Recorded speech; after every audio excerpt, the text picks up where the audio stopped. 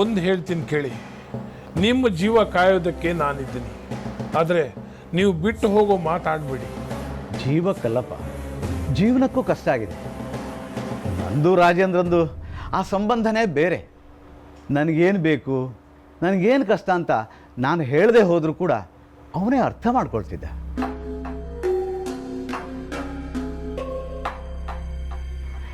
ನನಗೆ ಯಾರ ಮುಂದೆನೂ ಕೈ ಚಾಚೋ ಅಭ್ಯಾಸ ಇಲ್ಲ ಗಜೇಂದ್ರ. ಉಗ್ರಪ್ಪ, ಈಗೇನು ಹೇಳಿ, ನಿಮ್ಗೇನು ಕಷ್ಟ ಅಂತ ಹೇಳಿ. ದುಡ್ಡಿನ ಅವಶ್ಯಕತೆ ಏನಾದರೂ ಇದೆಯಾ? ಅದು ಎಷ್ಟು ಬೇಕು ಅಂತ ಹೇಳಿ. ನಾನು ಬೇರೆ, ರಾಜು ಬೇರೆ ಅಂತ ನೀವೇನು ಅನ್ಕೋಬೇಡಿ. ಅವನ ಜಾಗದಲ್ಲಿ ನಾನಿದ್ದು ನಿಮ್ಮನ್ನ ಮೊದಲಿನ ಥರನೇ ನೋಡ್ಕೋತೀನಿ. ಅದು ಪಂಚಾಯತಿ ಎಲೆಕ್ಷನ್ಗಂತ ನಾನು ಸ್ವಲ್ಪ ಕೈಯಿಂದ ಖರ್ಚು ಮಾಡಿದ್ದೆ. ಈಸ್ಕೊಂಡ್ರಾಯ್ತು, ಎಲ್ಲಿ ಹೋಗ್ತಾನೆ ರಾಜೇಂದ್ರ ಅಂತ ಸುಮ್ಮನಿದ್ದೆ.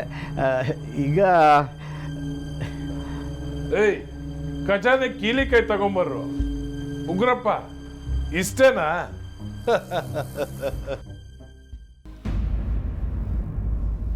ಅಯ್ಯ, ಓ ಅಯ್ಯ,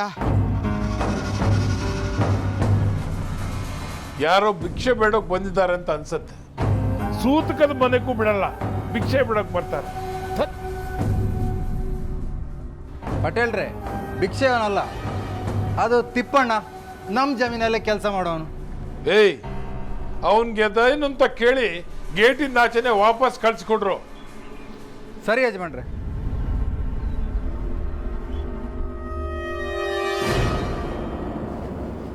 ತಿಪ್ಪಣ್ಣ, ಏನು ವಿಷಯ ಅಂತ ಪಟೇಲ್ರು ಕೇಳ್ತಿದ್ದಾರೆ.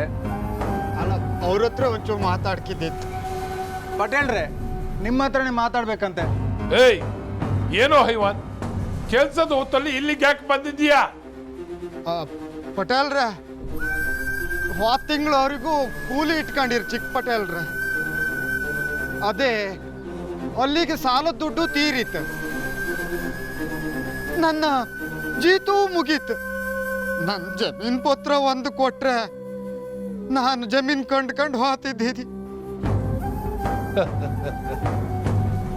ಲೆಕ್ಕಾಚಾರದ ವಿಷಯ ಮಾತಾಡುವಷ್ಟು ಬುದ್ಧಿವಂತರಾಗ್ಬಿಟ್ರೆ ಈ ಹಳ್ಳಿ ಜನ. ಉಗ್ರಪ್ಪ, ಏಯ್, ನಿನ್ನೆ ತನಕದ ಒಂದ್ ಲೆಕ್ಕ, ಇವತ್ತಿಂದ ಇನ್ನೊಂದು ಲೆಕ್ಕ.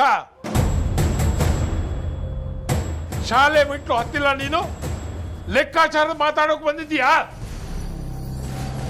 ನೀನ್ ತೀರ್ಸಿರೋದು ಬರೀ ಚಕ್ರ ಬಡ್ಡಿ. ಏನ್ ಹೇಳು? ಚಕ್ರ ಬಡ್ಡಿ.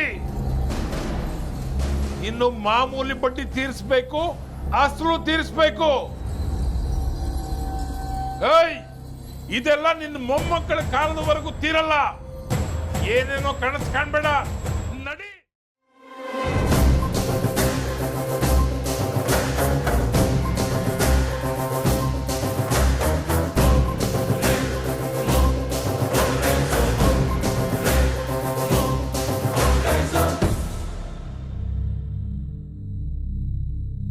ಹೆಡ್, ನನ್ನ ಕ್ಲಾಸ್ ಇಲ್ಲಿಗೆ ಮುಗೀತು.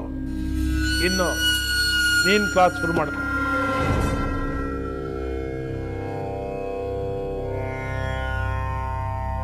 ಬರ್ಲೇನಮ್ಮ? ನಾಳೆ ಹೋಮ್ವರ್ಕ್ ಮಾಡಿಕೊಂಡು ಸೀದಾ ಮನೆಗೆ ಬಾ.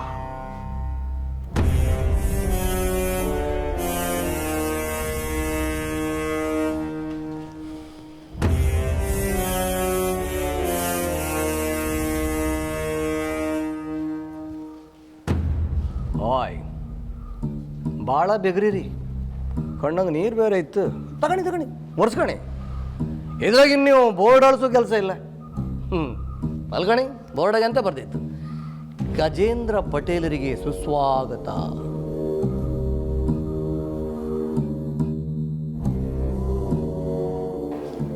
ಈಗಣಿ, ನಿಮ್ಗೆ ಇನ್ನಿಲ್ಲಿ ಕೆಲಸ ಇಲ್ಲ. ನೀವು ಎಲ್ಲಿಂದ ಬಂದಿರಿಯೋ ಅಲ್ಲಿಗೆ ಟ್ರಾನ್ಸ್ಫರ್ ತಗಣಿ. ಇಲ್ಲಂದ್ರೆ ನಿಮ್ಮ ಶಂಕರಣ್ಣನ ಮನೆಗೆ ಅಡ್ಕಿ ಸುಪಿ ತೆಗೋ ಕೆಲಸ ಸೇರ್ಕೊಂಬರು ಸೇರ್ಕಣಿ. ಇಲ್ಲಿಗೆ ಬರಬೇಡಿ. ನಿಮಗೆ ಇನ್ನೂ ಒಂದು ವಿಷಯ ಹೇಳ್ತೀನಿ ಕೇಳಿ. ನಿಮಗೂ ಈ ಶಾಲೆಗೂ ಯಾಕೋ ಆಗ್ಬತ್ತಿಲ್ಲ. ಈ ಶಾಲೆಗೆ ನಿಮ್ಮ ಕಣಗಿದ್ದ ಒಂದು ಹೆಣ್ಣು ಟೀಚರಾಗಿ ಕೆಲಸ ಮಾಡ್ಕೊಂಡಿದ್ದಾಳೆ. ಅದು ಯಾಕೋ ಏನೋ ಫ್ಯಾನಿಗೆ ಹಗ್ಗ ಹಾಕೊಂಡು ಸತ್ತು ಹೋದ. ಅವಳ ಆತ್ಮವು ಇಲ್ಲೇ ಎಲ್ಲ ಓಡಾಡ್ತಾ ಇರುತ್ತೆ. ಅದು ಈ ಹೆಣ್ಣು ಟೀಚರಿಗೆ ಕೆಲಸ ಮಾಡಿಬಿಡುದಿಲ್ಲ, ತಿಳ್ಕಣಿ. ಈಗ ರಾಜೇಂದ್ರ ಪಟೇಲ್ರ ಸಮತೆ ಮೊನ್ನೆ ಸತ್ತುವಾರು. ಅವರು ಅತೃಪ್ತ ಆತ್ಮ. ಅವರಿಗೂ ಈ ಶಾಲೆ ನಡೆಸೋದು ಇಷ್ಟ ಇರಲ್ಲ. ಈಗ ಅವ್ರ ದೆವ್ವ ಇಲ್ಲೆಲ್ಲ ಓಡಾಡ್ತಾ ಇರುತ್ತೆ. ಈಗ ಅವ್ರ ದೆವ್ವ, ಆ ಹೆಣ್ಣು ಟೀಚರ್ ದೆವ್ವ, ಒಟ್ಟು ಡಬ್ಬಲ್ ದೆವ್ವ ನಿಮ್ಮನ್ನ ಹೊರದು ಮುಕ್ಕಿ ತಿಂತತ್. ಇದೆಲ್ಲ ಬೇಕಾ? ನಿಮ್ಮ ಒಳ್ಳೇದಕ್ಕೆ ಹೇಳ್ತಾ ಇದ್ದಿ, ನೀವು ಒಳ್ಳೆ ರೀತಿಯಾಗಿ ಹೋಯ್ನಿ ಅಷ್ಟೇ. ನಾನಾ ಗಂಟೆ ಹೊಡೀತಿ, ನಂಗೆ ಬೀಗ ಹಾಕ್, ನೀವು ಹೊರಡಿ.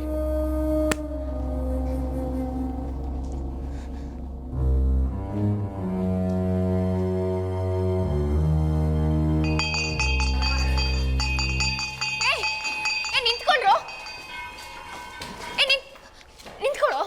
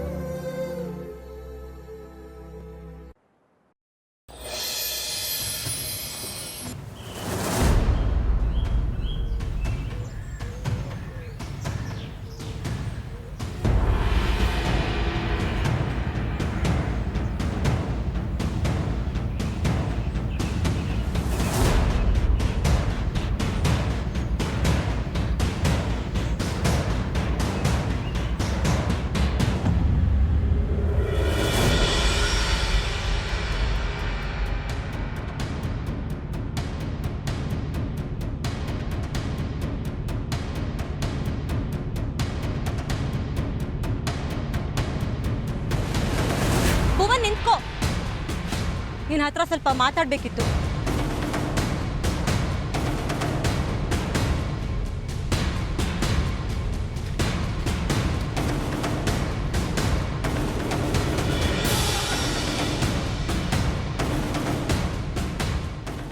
ನಿಮ್ಮ ತಂದೆ ಸಾಯಬಾರ್ದಾಗಿತ್ತು. ಈ ಎಲ್ಲ ಸ್ಕೂಲಲ್ಲಿ ಒಬ್ಬ ಪೋಲಿ ಹುಡುಗ ಇರ್ತಾನಲ್ಲ, ಹಾಗಿದ್ದ ನಿಮ್ಮಪ್ಪ ಈ ಹಳ್ಳಿಲಿ. ಎನಿವೆ, ಅವ್ರ ಆತ್ಮಕ್ಕೆ ಶಾಂತಿ ಸಿಗಲಿ. ಮನಸ್ಸೊಳಗೆ ಅವ್ರ ಸಾವಿನ ಬಗ್ಗೆ ಖುಷಿ ಇಟ್ಕೊಂಡು ಹೊರಗೆ ಶಾಂತಿ ಮಂತ್ರನ. ಭುವನ್, ನನಗೆಲ್ಲ ಅರ್ಥ ಆಗುತ್ತೆ. ಸಾವು ಯಾರ್ದಾದ್ರೂ ಸಾವೇನೆ. ಇನ್ನೊಬ್ರು ಸಾವಿಗೆ ಸಂಭ್ರಮ ಪಡೋಷ್ಟು ನೀಚ ನಾನಲ್ಲ. ನನಗೆ ಗೊತ್ತು ಡ್ಯಾಡಿ ಏನೇನು ತೊಂದರೆ ಕೊಟ್ಟಿದ್ದಾರೆ ಅಂತ. ನನಗೆ ಗೊತ್ತು, ನಿನ್ನಿಂದ ನನಗೆ ಬುದ್ಧಿ ಬಂತು ಭುವನ್. ಆದರೆ ಡ್ಯಾಡಿಗೆ ಆ ದೇವರು ನಾನೇ ಬುದ್ಧಿ ಹೇಳ್ತೀನಿ ಅಂತ ಕರ್ಕೊಂಡ್ಬಿಟ್ಟ.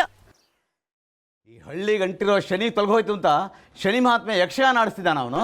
ಇನ್ಮೇಲೆ ಅವ್ರ ಮನೇಲಿ ಯಾವ ಹಬ್ಬ ಯಾವ ಸಂಭ್ರಮನೂ ನಡೀಕೂಡ್ದು. ಯಕ್ಷಗಾನ ನಡೆಯುತ್ತೆ, ಆದರೆ ಆವತ್ತಲ್ಲಿ ಏನಾಗತ್ತೆ, ಯಾರ ಆಟ ಮೇಲಾಗತ್ತೆ ಅಂತ ಇಡೀ ಹಳ್ಳಿ ಜನ ನೆನಪಿಟ್ಕೋತಾರೆ. ಇದು ಇದು ಈ ಊರಲ್ಲಿ ನಡೆಯೋ ಶಂಕರಣ್ಣನ ಕೊನೆ ಆಟ.